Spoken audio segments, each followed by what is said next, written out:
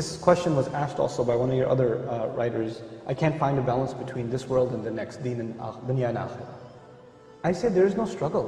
Everything we do in this world is for the akhirah if your intention is right. If you're going to work for the right reasons, if you're staying away from evil deeds, if you're remembering Allah when you're supposed to, if you're eating what you're supposed to eat, if you're saying what you're supposed to say, you can live in this world and have a great time and still earn your Jannah. Allah doesn't want you to have a horrible time in this world. You know, I don't know why we have this concept that we have to kind of cut ourselves off from this world to earn Jannah. No, no, no, no, no. You have to make the most of this world to earn Jannah. We have very little time on this earth. I mean, half of my life is spent sleeping. And the few hours that I'm awake, take away the time I have to relieve myself, get dressed for work, stay in commute to the job, put in the 8 hours at work, and come back. What do I have, 2-3 hours of free time, technically free time, that I actually have some control over? How about I make the most of that free time? You know, that could change my life. Those few hours that you have free after work, or that commute to work instead of listening to useless news, you know, about the weather and the Dow Jones Industrial Average. How about you listen to something productive in that time? Listen to some Quran, listen to something that will increase your knowledge. Listen to, you know, a good discussion that will help you understand things better. Memorize du'as at that time. Do something more productive. And in your free time, do good things. Make a routine out of going to the masjid regularly.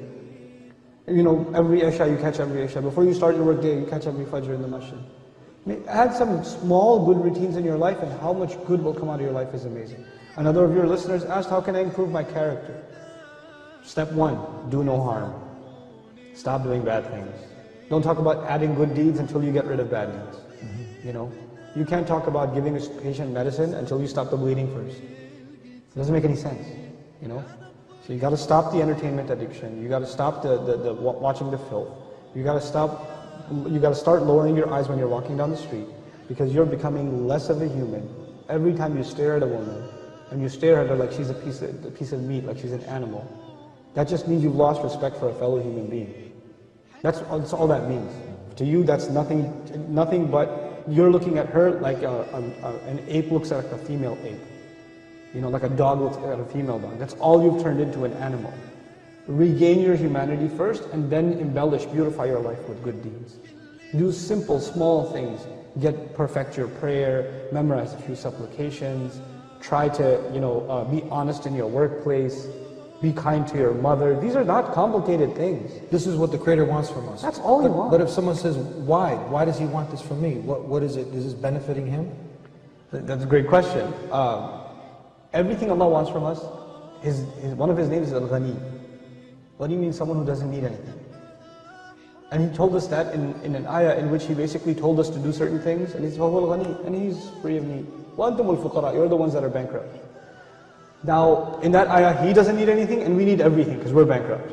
And then He told us to do a few good deeds. And if you do a few good deeds, He will make you ghani. He'll make you free of need. He'll shower you with blessings. Not only are good deeds beneficial to us because they in and of themselves are like medicine, but they bring with them bonuses in this world and the next world.